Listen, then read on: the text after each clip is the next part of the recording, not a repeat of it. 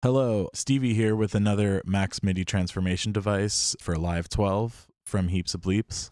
This device is called Clip Manip, and it allows you to manipulate the MIDI notes of your clips in various different ways. You can either scramble them up, rotate them in a direction, reverse them, sort them, cut them, or shuffle them, and you can switch which parameter that you are messing with. You can choose between all parameters, which is basically the equivalent of like the note start time or the position of the note, pitch, velocity, duration, mute, probability, and these ones are actually off the screen recording. Sorry, I'm just realizing that.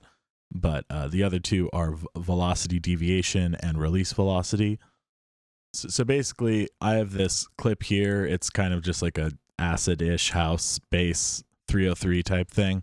And I'm going to use this device to make 4 different variations that will hopefully sound better than this original acid house bass line, because it's not my best work. But here you go.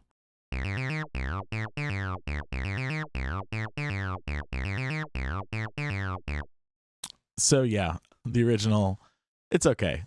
Whatever. I'm not going to be too self-deprecating on this.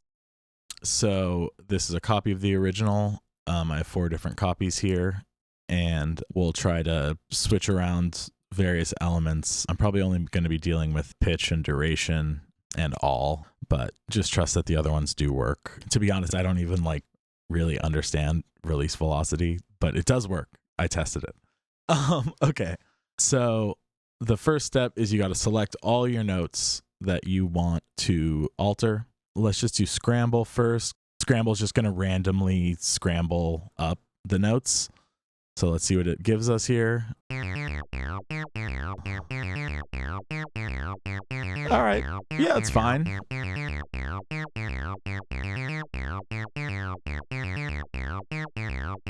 Okay, so let's try to make another variation of the original, and this time we're going to try rotating the notes around, which is basically going to just push the MIDI forward or backward, meaning the first note's going to be where the second note is, the second note's going to be where the third one is, and so on. The last note's going to be where the first one is. You can also change the direction you rotate. You want to rotate them forwards or backwards. Let's keep it on forwards right now.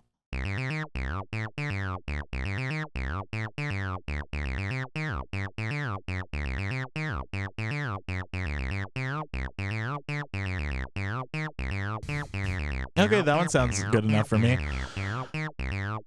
Let's try reverse now on number 3.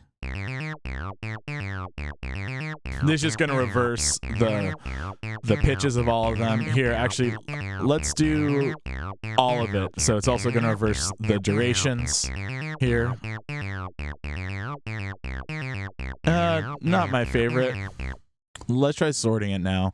With sort, the main thing to know is that you're sorting by a specific parameter. So, if you sort by pitch, the notes are going to go in ascending order. Let's undo that really quick. If you sort by duration, the shortest notes are going to be at the beginning, the longest notes are going to be at the end. Let's try sorting by duration, and then we're going to sort it backwards. And let's see. So here, with this 303 bass line, the slides are determined by the duration of the notes, because if the notes overlap, you get a slide. So what we're basically doing here is putting all the slides at the beginning of the clip. So when sort is activated, you get this other parameter here, and this allows you to either sort just the parameter or sort all of the parameters of the notes based off of the properties of one parameter. Let's quickly undo that sort really quick, and then I am going to sort all the notes based on the duration backwards. That's fine. Again, not the best, but whatever. So now let's try the cut and shuffle. Cut basically just takes your notes, cuts them at a specific note, and then flips the 2 sections around, basically, kind of like cutting a deck of cards or something like that. So let's say we want to cut at note 5, switch the notes around, and that's going to switch the different sections of the melody around. Let's see what that sounds like.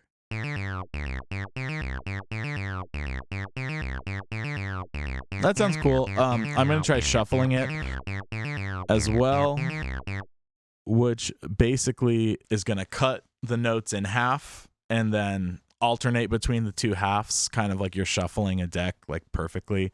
To give an example, you know, let's say you have the numbers 1, 2, 3, 4. This would make it 1, 3, 2, 4, if that makes sense.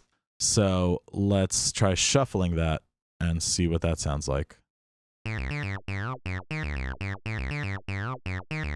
right, that sounds fine. So I think we have enough different variations of this bass line that I wouldn't have thought up on my own.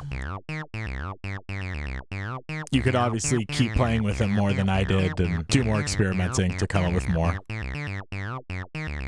The cool thing about this device compared to just like, you know, the reverse MIDI or whatever, is it keeps the original rhythm. You know, there are other ways to do a lot of these things that don't, but this will keep the original rhythm and whatever parameter you want to keep. Thanks for sticking through the video, and yeah, have a good one. Bye.